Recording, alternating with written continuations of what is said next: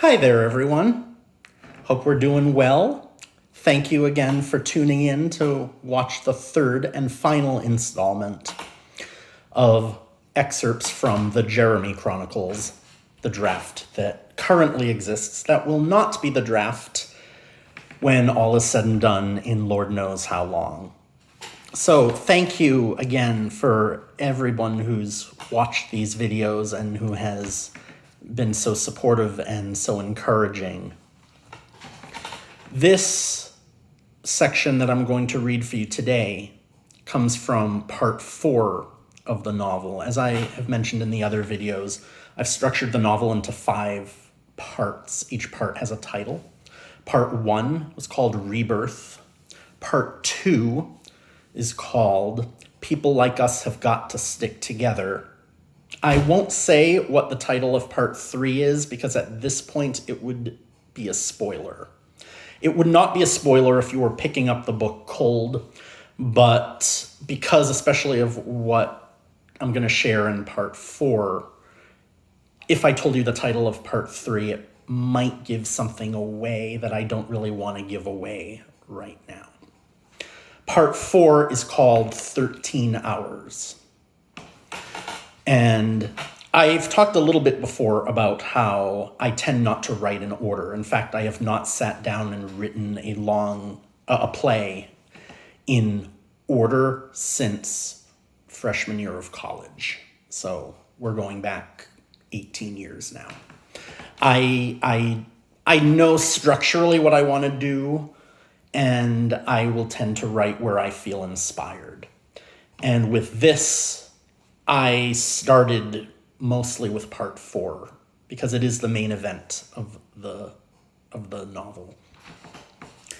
And it is the most personal part of the story. So just real quick, in case you're curious, at New Year's I began writing in earnest. I had this idea for the novel around spring of 2018. And I had a basic structure at that time, but I never sat down and did any honest writing until New Year's, which was my New Year's resolution. And I focused on part 4 for the first, January into February, I believe. Then, and I kind of jumped around where I was feeling inspired because I would not always have a whole lot of time to write with substitute teaching and meetings or rehearsals or whatnot. So I jumped around. And then when the lockdown happened, I said, I am going to take a look at what I have written so far, just do a basic, copy edit, more or less, a first run copy edit. And then I'm going to go in order. So I went through part 1, I finished part 1, I started part 2, and I was going through part 2, and as I mentioned in yesterday's video, part 2 has been a challenge, and it will always be a challenge throughout the process. And I finally got to a point, I said, I need to jump around. So I'm going to come back to part 2. Right now, I'm kind of working on part 3, and we'll be coming to do some work on part 4. But prior to the lockdown, part 4 was the section that I had the most work done. In fact, I have about 9,000 words of part 2 written right now. So it's almost there, but there's still some things that need to be filled in. So, the given circumstances, what has happened? What can I tell you that will not give away too much? Well, we know that when we read the last excerpt, Jeremy is up in Massachusetts, and he has made this connection with Jeremiah, who, I don't think I said it in the last video, he lives in Houston, Texas. So it's a long distance connection. And it's just immediate mutual simpatico. And it's not really a spoiler to say that in part 2, Jeremiah makes plans to fly up to Massachusetts to meet Jeremy while he's up there and to see the production of The World Goes Round that Jeremy is working on. Well, that doesn't happen. And Jeremy doesn't really get any explanation as to why, because it's very uncharacteristic of Jeremiah to just drop off like that, at least when it happens at that time. Because Jeremiah has given Jeremy no indication of anything, and then it's like he just disappears. And Jeremy needs answers. And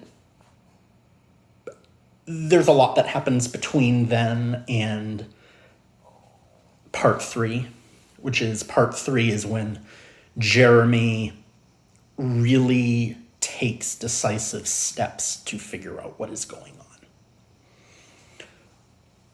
And part 4, I guess it's not really a spoiler to say that Jeremy does end up finally meeting Jeremiah in person. Throughout the lead up, I think you kind of should be wondering, are they ever going to meet? How are they? But I think it would be, a smart reader knows that you've set this character up there, you have to have them meet at least once. So I am telling you that yes, they do meet. I will not tell you the specific circumstances that lead up to making the meeting happen, but they do meet. And Jeremy travels to Houston, Texas to meet Jeremiah, to finally, once and for all, put this to bed. So, on a personal note, today is not August 12th. Today is August 9, but I am posting this video on August 12th. And the real life meeting happened on August 12, 2017. And this was the shirt I wore. I bought it specifically for the occasion. And this is the shirt that I, Jeremy, was wearing during the scene excerpt that I am about to read. So, they've met. This is the end of the meeting. This is how the final moments of the in-person connection plays out.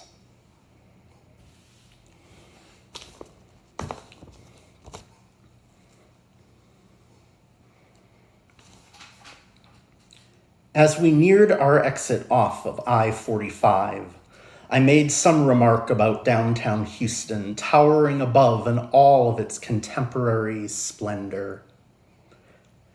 I love the Houston skyline, Jeremiah remarked, as if reading exactly what was going on in my mind.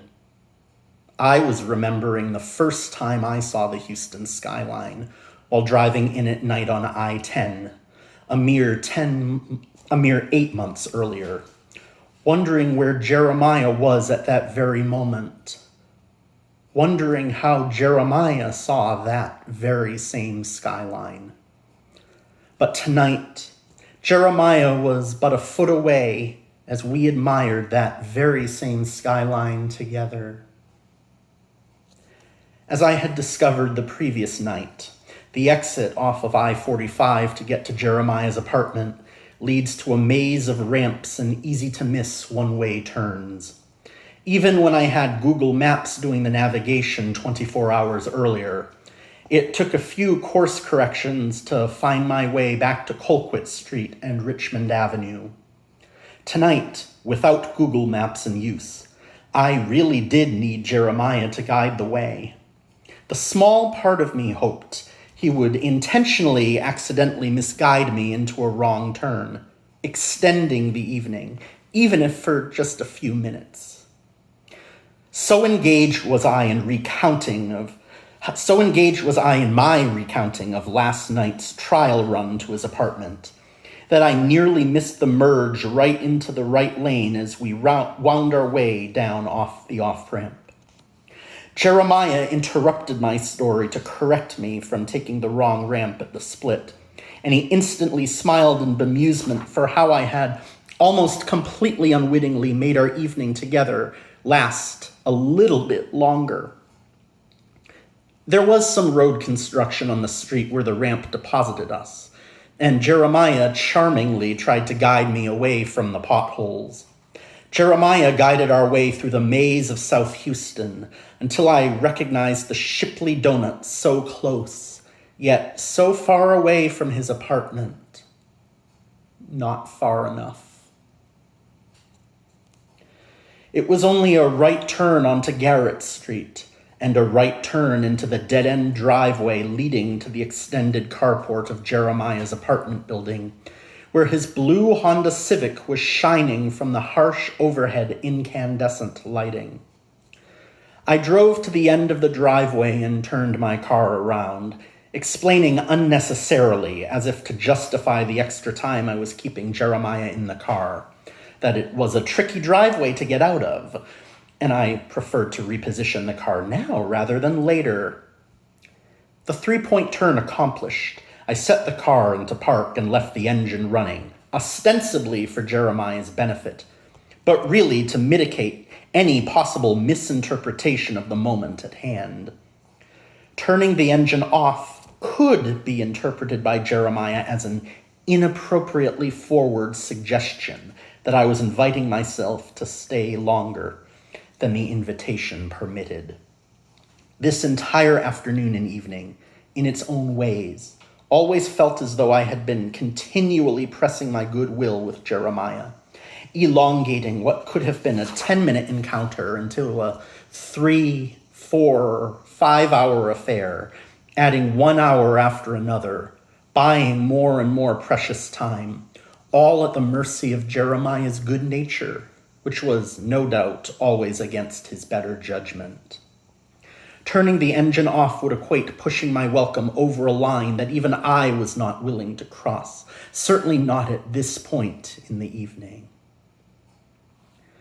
Leaving the engine running also made a distinction between leaving Jeremiah and letting Jeremiah go. The former could be interpreted by Jeremiah as my deliberate action of our parting of the ways. By turning the engine off, saying my goodbyes to Jeremiah, either in the parking lot or walking him to the courtyard gate and then returning to my car to begin my drive away, would be tantamount to an act of leaving Jeremiah on my terms, and my terms alone. Recalling the number of guys over the years who had left me, though perhaps not in such a physically concrete manner, but nevertheless on their unilateral terms, was not an action that I wanted to suggest, much less impart on Jeremiah. Not after this day had we just shared of healing and reconciliation.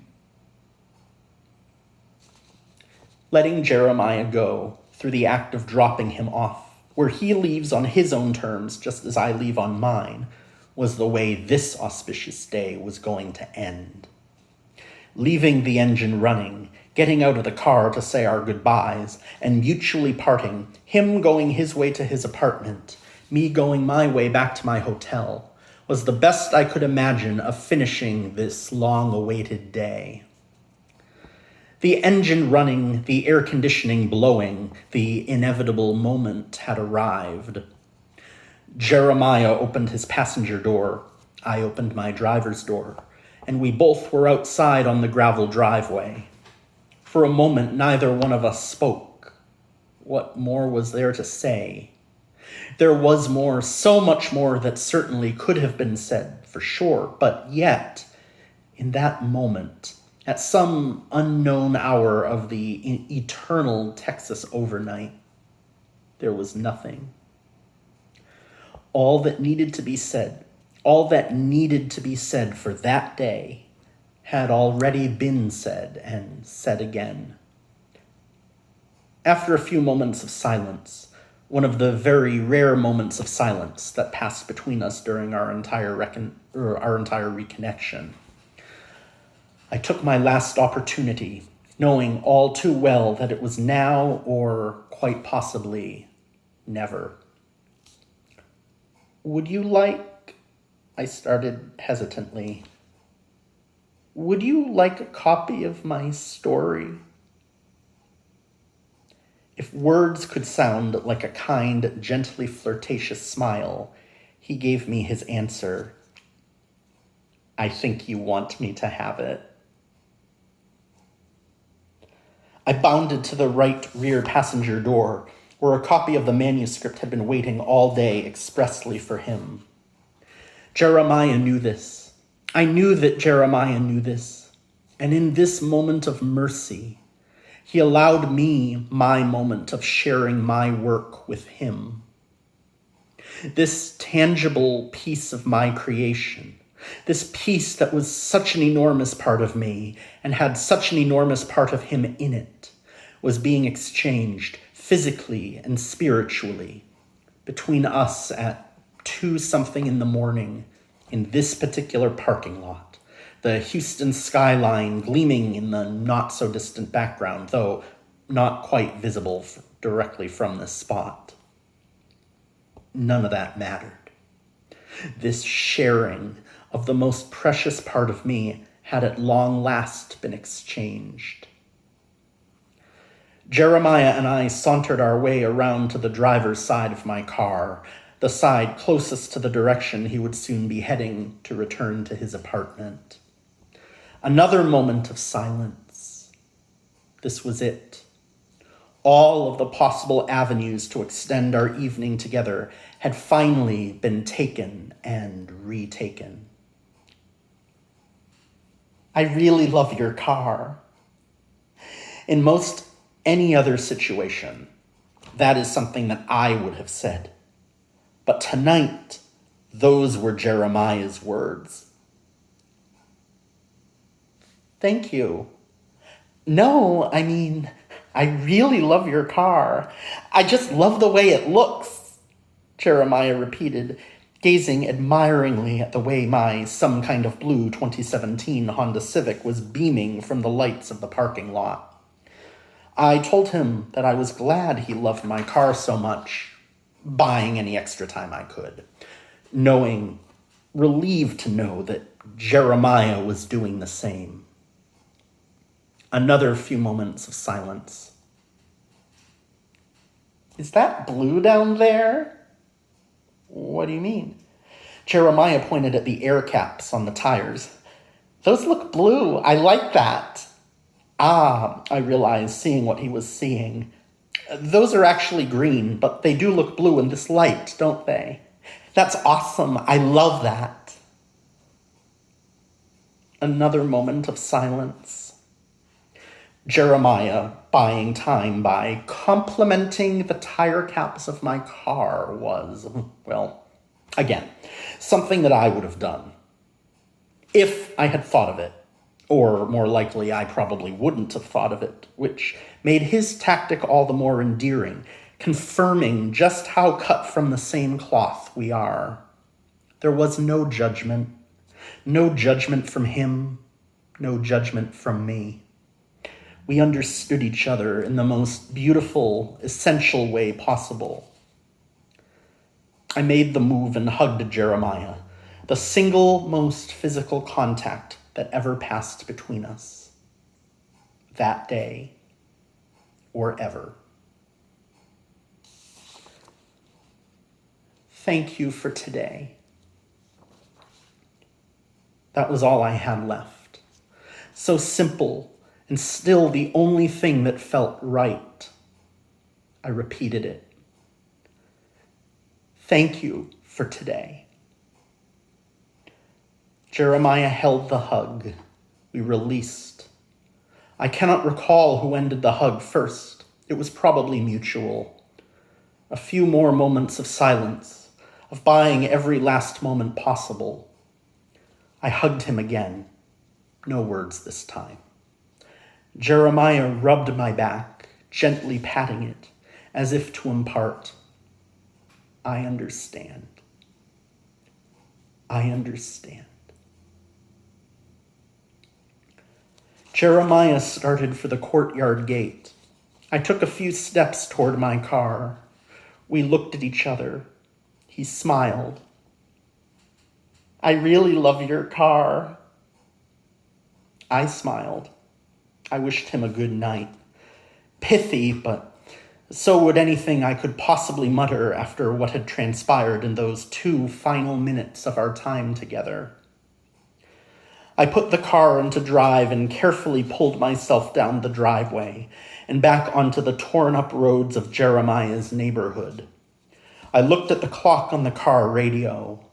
It was after 2:30 a.m. 13 hours. 13 hours we had spent together. I made my way up the mostly straight-shot path back downtown, back to my hotel. I was smiling, not a giddy grin of newfound love, but a relaxed, contented smile. A smile of relief. A smile of reparations having been made. A smile of personal inner peace, of knowing that everything was finally as it was meant to be. I wondered how Jeremiah's mind was processing the very same events of the day, now that he was by himself for the first time in 13 hours. Was he feeling the same inner peace as I? Was he grateful for the day happening as it did in the same way, for the same reasons as I was? Or did Jeremiah think, the second I was no longer in sight, what the fuck? Did my absence allow him to think at the forefront for the very first time what had been in his subconscious for the entire 13 hours we were together? Was he now suddenly thinking, what the fuck was that?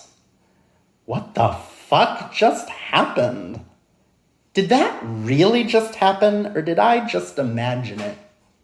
Was it all just one long, crazy, vividly eventful dream? Or would Jeremiah, once inside his apartment, collapse on his bed of exhaustion, then wake up later in the day wondering if our meeting had only been a crazy hallucinatory dream? I reached my hotel, handed the car off to the valet, and rode the elevator up to my room. Once inside, I took off my clothes, went into the bathroom, and for the first time in 4 days, enjoyed a healthy, detoxifying, and deeply cleansing bowel movement. I slept like a baby on that surprisingly plush yet firm mattress and woke up later that Sunday morning refreshed and reborn. The bright, optimistic mid-morning sun made its way into my room, as if a message delivered from heaven above, anointing the dawn of not only a new day, but a new birth. From this day forward, my life could be chronicled in terms of before meeting Jeremiah and after meeting Jeremiah. The era of the Jeremy Chronicles, which began on April 17, 2016, had at last reached its end on August 12, 2017. Sunday, August 13, 2017, was to mark the first day of the next era of the Jeremy Chronicles. So there we have it. That was from part 4, the part being titled 13 Hours. Thank you, everyone who watched this. Thank you, everyone who's been so encouraging and supportive and non-judgmental. There's that theme again. Writing this story, it's kind of a therapy. I'm discovering a lot of things about myself. They say in AA, people I know who have been in AA have said that it's really challenging when you're going through the steps and you have to make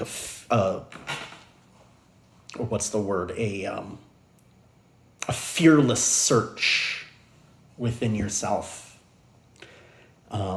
And there's been a bit of that, actually more than a bit of that, writing this story and putting it down.